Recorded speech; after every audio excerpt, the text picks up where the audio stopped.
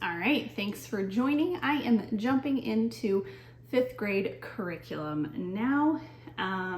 This will be for the 23 to 24 school year, and my daughter is 10.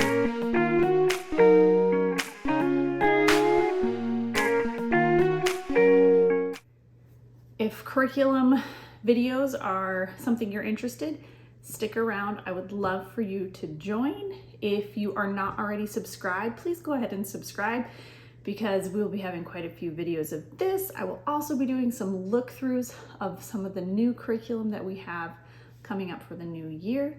And also, I love sharing things about motherhood and my faith journey. So if any of that or all of that interests you, please go ahead and hit that subscribe button below. Don't forget to like this video and let me know, are you an early buyer of curriculum or do you like to wait, watch videos, do some research, and buy in the summer? All right, welcome to curriculum hauls or overviews. I don't know how you want to call it.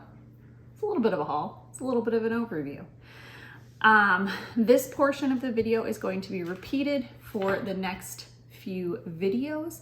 It's just basically laying out how we do curriculum, how we split up our studies and things like that. So just getting into that portion, for the 2023-2024 year, will have, I guess you could say, a 5th grader and a 3rd grader. That's what we're gonna call it. We don't really do grades. We just keep working through. We actually don't really take official breaks in a sense of like a summer break, a spring break, things like that. We just keep working through and take necessary breaks when needed. So back when I had the twins in the fall, we took our summer break, you could call it, and we took about 2.5, 3 months off, which actually I thought would put us behind, but it didn't. And I think we'll be done with most of our 2022 to 2023 curriculum at the latest by the end of August. And it's looking like some stuff we've already finished. So needless to say, I needed new curriculum. So that's what we're doing. So I have a 5th grader, I will have a 3rd grader.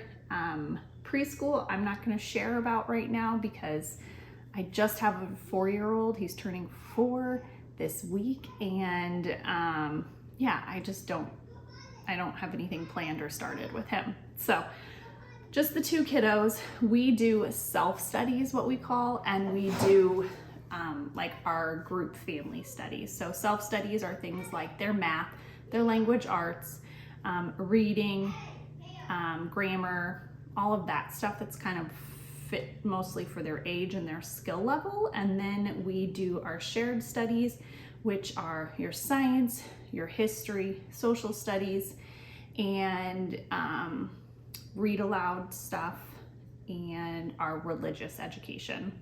So I will kind of do a separate video for each grade. So I will have 5th grade, I will have 3rd grade, and then I think this year for our shared studies, I think I'm gonna split it up into maybe smaller videos. I haven't quite decided, so you'll see once I post what I did decide. So I'll probably do like a breakdown of science video, and then social studies, history, and then religious education. That's what I'm planning. I may change my mind once I start videoing. We'll see. But yeah, that is how we do our curriculum here in our family. And stick around for whichever video you clicked on. It's coming up next. This curriculum, we don't have a whole lot of like new-ish brands that we've bought from. More so for her instance, it will be like our shared studies that we're trying some new stuff. Otherwise, we're sticking with some tried and true this year. So yeah, I'm gonna just jump right in. I've got my cat down here lounging and he's joining me. The babies are sleeping. I tried to film this earlier and they went bonkers. So hopefully I can get this done before they wake up. We'll see. All right, to start off our 5th grade curriculum, tried and true, we have our good and the beautiful math, which, oh, it's still all sealed up. I guess I'll open it so you guys can see it. So we have their level 5 math. They've got their mental math, which honestly we're not doing great on the level 4 one. So probably need to finish up level 4 before we get to level 5. Comes with an answer key. And then the level 5 book, which these are great if you are not familiar with the Good and the Beautiful Math. They are a spiral approach. Starting in the level 4, they do videos. So you can actually scan the QR code for each lesson and pull up the lesson video for them to teach your child what that topic is. They also provide a little mini lesson here. So if your child does not want to do the videos or you don't want to do the videos for your child, you can do just the mini lesson. And actually what we've found this year is, much to my disappointment, I was hopeful that Bella would do the videos, and I was hopeful this year that the videos Bella would enjoy, and that would relieve some time for me on teaching end. But she, for whatever reason, decided this year she does not like the videos. I actually really like them. Like, I'll listen to them when she was listening to them. They were very engaging. I don't know why I think maybe she gets really distracted while the videos are playing, and that makes it harder for her to pay attention on what's being taught in the lesson. So I have just been doing the mini lessons with her, and the mini lessons are great. They're very sufficient for teaching whatever the topic is.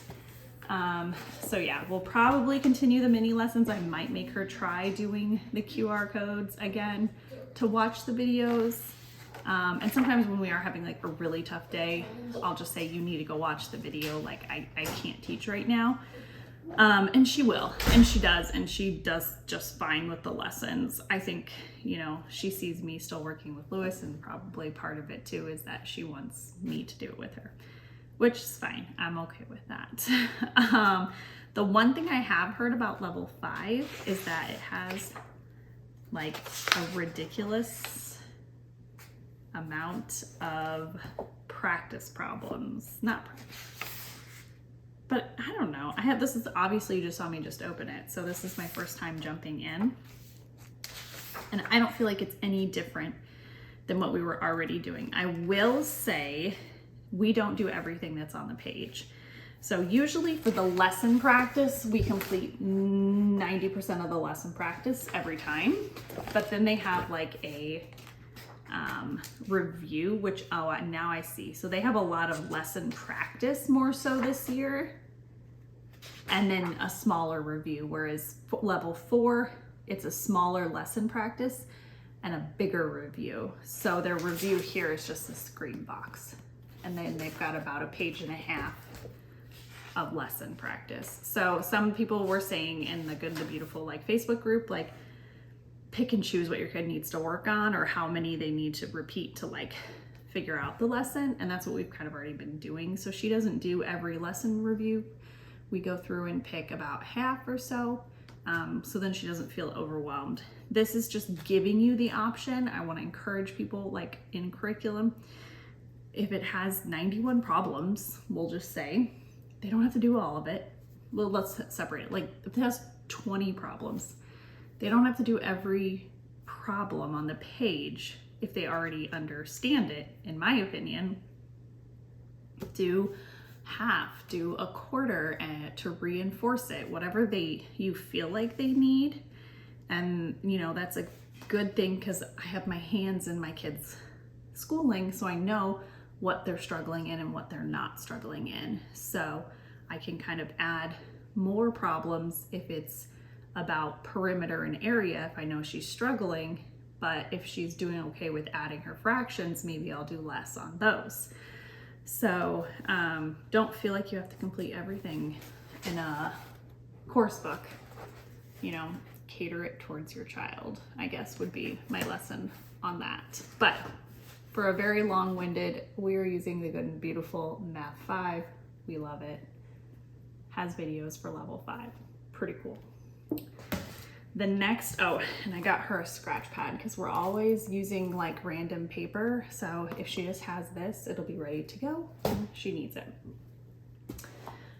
Moving on for literature, we will be doing the Treasure Trove of Literature Level 2 by Catholic Heritage Curricula. We just finished Level 1 for her 4th grade year. Loving it. They do a really great job at splitting up each lesson and adding in different like literary studies. And then like every 5th lesson is like a fun activity and not necessarily a reading day. So I really like how they split it up. The books she'll be reading this year, I have not bought yet. I need to do that. Are The Wizard of Oz, Madeline Takes Command, The Borrowers, what's the name of this one? Misty of Chincoteau, I'm not sure I'm pronouncing that correctly, and The Magician's Nephew. Chincoteague, Misty of Chincoteague. Here are the books. So again, not a new to us curriculum, just the next level. Very excited to do this one. And then the next from Catholic Heritage Curricula as well is the Language of God. She is on level D. She has completed A, B, and C. I love these for grammar. It's super gentle. It gives you writing prompts in the back. We don't always utilize those, but regardless, I feel like she's learning grammar stuff fairly well. So yeah. Oh,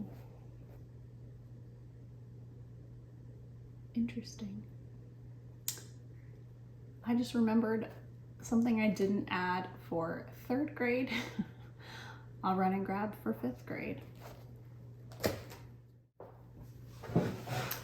Okay, so what I just remembered while I was talking is this is part of the reason why we just go year round. So it's kind of hard to say this is 23 to 24 curriculum, but this is what we're doing. She finished her spelling UC early, and so we went ahead and just moved on to the next level. So this is our spelling program. It's spelling UC. We love it. She actually, I looked at getting C and I had bought it.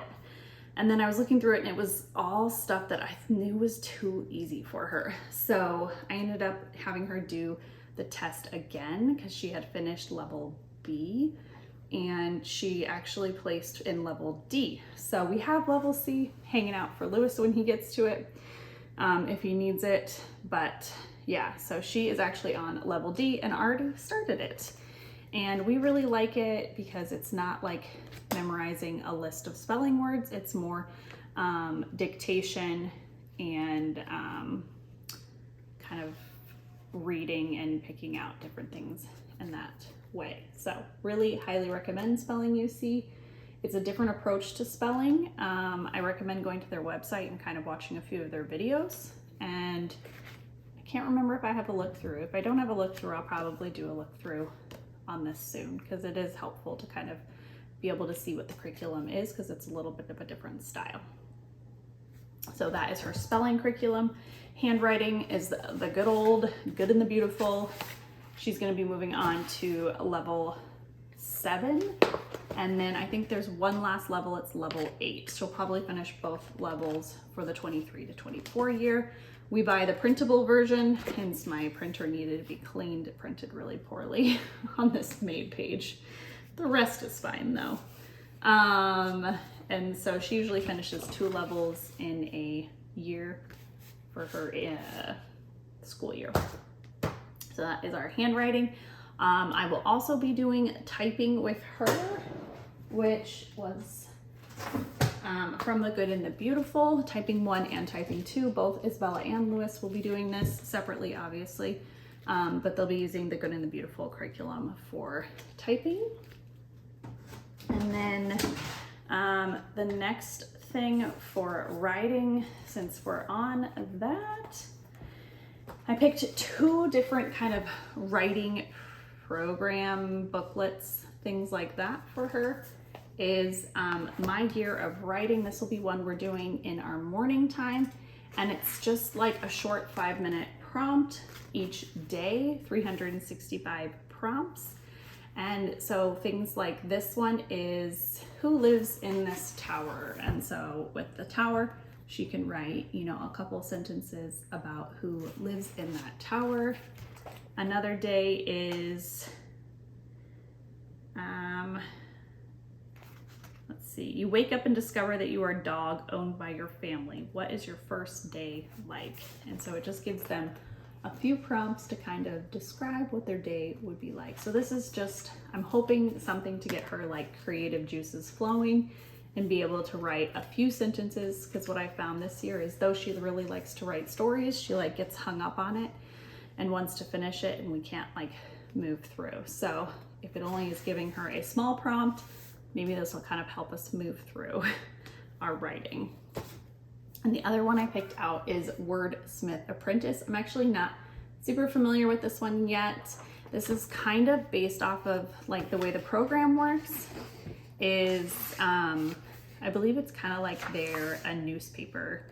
And then it goes through all the different prompts and things like that. So it's got different like ways to write, how to write a recipe, how to write a comic, a sports story, how to write an advertisement. So it kind of bases it off like you're a newspaper journalist and learning to write in that kind of newspaper style I thought would be fun for her. So that's what I picked for writing this year. And then we work on map skills as well. She is on the map skills that the Catholic Heritage Curricula has. This will be level E that she is on. And doing is the Maturation and Reproduction unit from The Good and the Beautiful. This will be just for her since she's 10. We're getting to that age. I don't think we're gonna do everything in these lessons. We'll probably, you know, pull this for the next few years as we need it. But I had seen some really good reviews on it and how it's a very like faith-based approach, and yeah, I wanted something gentle and faith-based for sure. So we will be doing that with her as well because she's getting older. But yeah, that is all of my stuff that I picked for 5th grade curriculum. I hope that you guys found this helpful. If you have any questions, please pop those in the comments box below, and stay tuned because we will have more videos on our shared studies. And if you missed the 3rd grade video, catch that too. I will link it above. All right, I hope you have a great day. See you soon.